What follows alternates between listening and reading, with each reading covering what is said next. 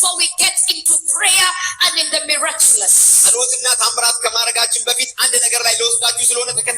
you go to the book of John chapter 11, Lazarus is sick. And Lazarus was a friend of Jesus. And the sister Mary and Martha, they send a message to Jesus while he's still sick, that your friend Lazarus in Bethany is sick. And they are sending this message to Jesus, expecting that Jesus would rush to Bethany. And Jesus receives this report. And according to John chapter 11 and verse 4, when Jesus hears about the sickness of Lazarus, he says this sickness is not unto death, but for the glory of God. One of the things I have come to discover about our God, before the glory, there has to be a story. There can never be a glory without a story.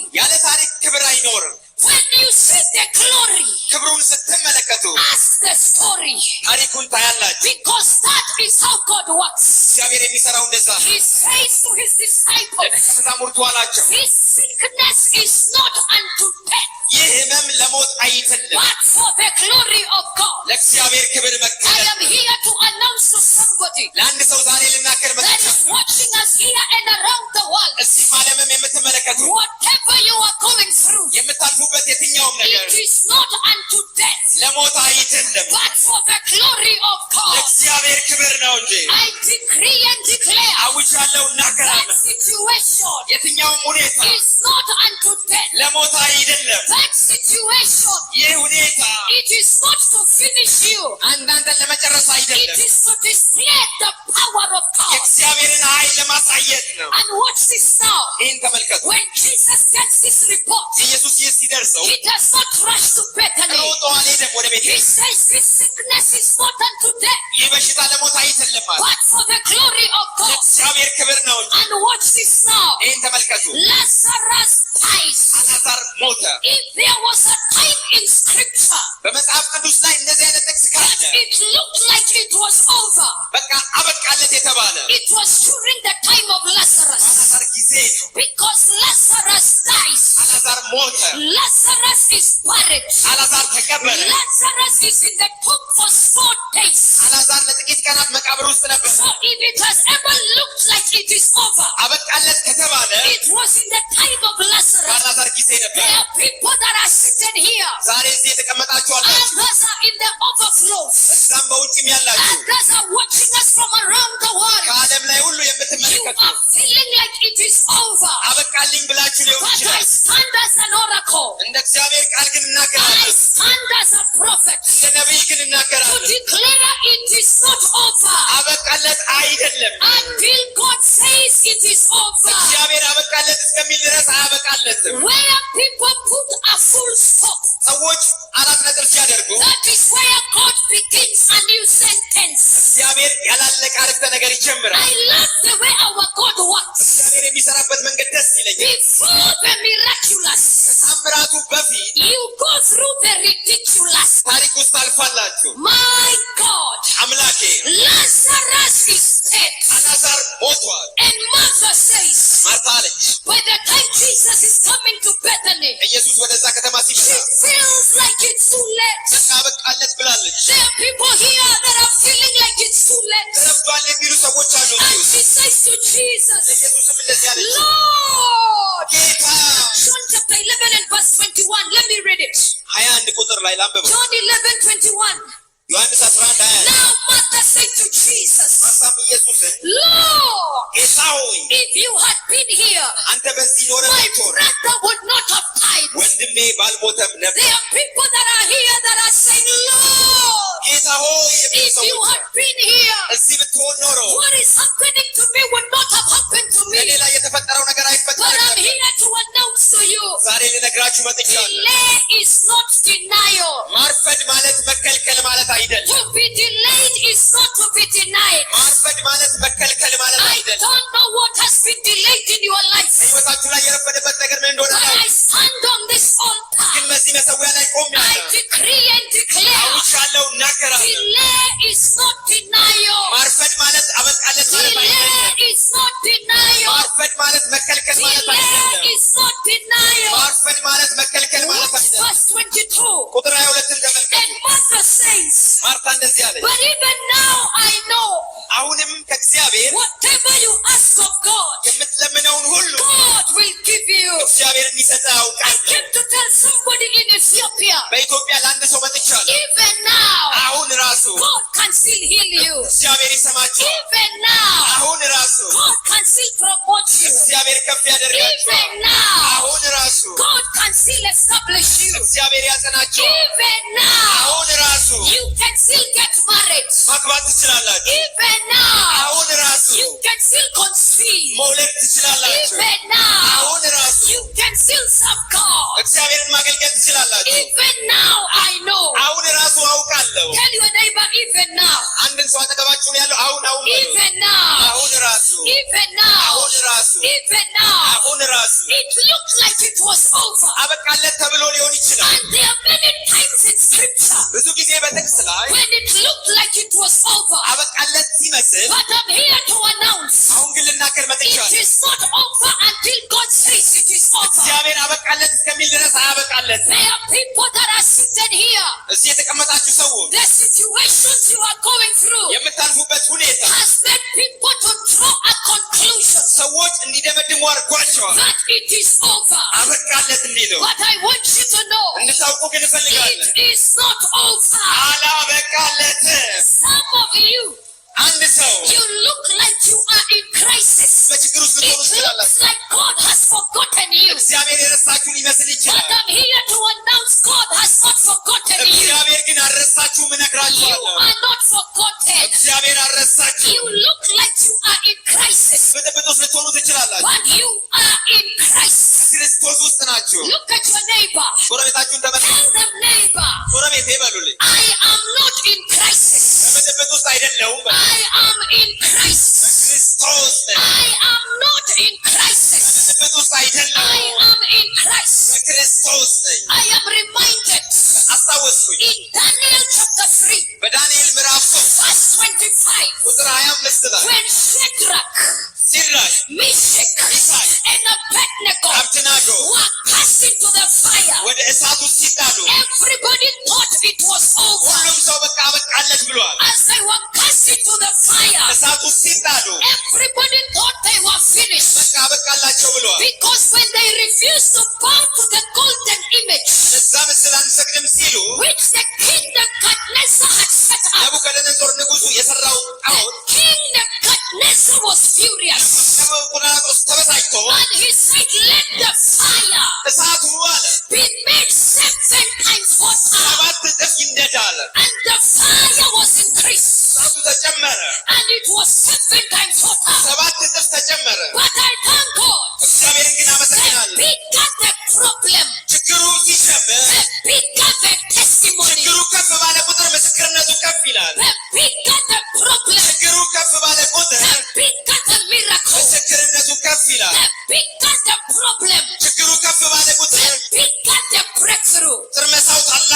And the Bible says the king Nebuchadnezzar, he chose from his army mighty men of valor. They were men of muscles. They were men of height. They were men of stature. To take Shadrach, Meshach, and Abednego and to cast them into the fire. And as the mighty men of valor were casting Shadrach, Meshach, and Abednego in the the fire. They were consumed by the fire. The fire that was supposed to destroy Shadrach, Meshach, and Abednego, it consumed the mighty men of valor. I am here to prophesy under the corporate anointing with the senior prophet Ehud Chufa. Any pit they dug for you, they will enter themselves. Any trap they set for you, they will enter themselves. I declare back to the center. Back to the center. Back to the center. And watch this now. As Shadrach, Meshach, and Abednego were in the fire, the king Nebuchadnezzar, he said, we cast 3 men into the fire, but I see 4 men, and the form of the fourth is like the Son of God. While people were thinking you were alone, they did not know there was a fourth man. While people were thinking it was over, they did not know there was a fourth man. The king Nebuchadnezzar said, we cast 3 men into the fire, but I see 4 men. And the form of the fourth is like the Son of God. You are seated here. You are asking who is the fourth man. I want to tell you who he is, because he's about to intervene in that situation that looks like it is dead. Who is the fourth man? In Genesis, he's the seed of the woman, crushing the serpent's head. In Exodus, he's the sacrificial Passover lamb. In Numbers, he's the pillar of cloud by day, and the pillar of fire by night. In Deuteronomy, he's the prophet to come. In Joshua, he's the captain of our salvation. In Judges, he is the judge and the lawgiver. In Ruth, he's the kinsman redeemer. In 1st and 2nd Samuel, he is the trusted prophet. In 1st and 2nd Kings, he's the reigning king. In 1st and 2nd Chronicles, he's the ruler of our nation. In Ezra, he's the faithful scribe. In Nehemiah, he is the rebuilder of the broken down walls of human life. In Esther, he's our intercessor and our Mordecai. In Job, he's the ever-living redeemer. In Psalms, he's our shepherd. In Proverbs, he's our wisdom. In Ecclesiastes, he's the unsearchable riches. Asking who is the fourth man. In Isaiah, he's the Prince of Peace. In Jeremiah, he's the righteous branch. In Lamentation, he's the weeping prophet. In Ezekiel, he's the glory of God in captivity. In Daniel, he's the fourth man. In life's fiery furnace. In Hosea, he's the faithful husband. In Joel, he's the baptizer with the Holy Ghost. In Amos, he's the bloodline of our faith. faithfulness. In Obadiah, he's the mighty deliverer. In Jonah, he's the God of missionary service. In Micah, he is justice. In Nahum, he's the avenger of God's elect. In Habakkuk, he's the watchman. In Zephaniah, he's the savior. In Haggai, he's the restorer of God's lost heritage. In Zechariah, he is the deep and wide fountain. In Malachi, he's the son of righteousness with healing in his wings. You are asking who is the fourth man. In Matthew, he's the Messiah. In Mark, he's the servant miracle worker. In Luke, he's the son of man. In John, he's the son of God.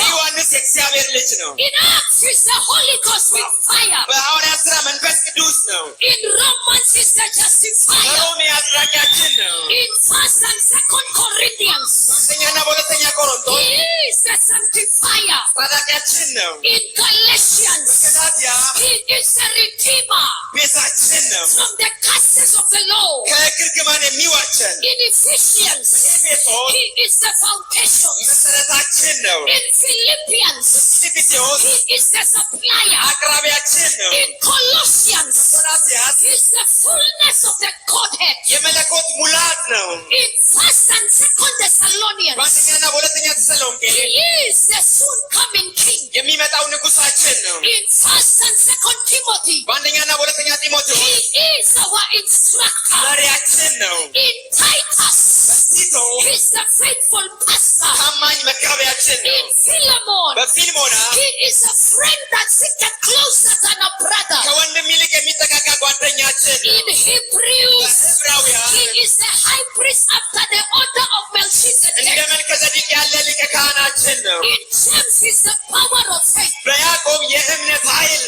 1st and 2nd Peter, he is our glorious hope. In 1st John, he is love. In 2nd John, he is truth. In 3rd John, he is the prosperer. In Jude, he is the Lord coming down with 10,000 of his saints. In Revelation, he is the King of Kings, the Lord of Lords, the Alpha and Omega. His name is Jesus.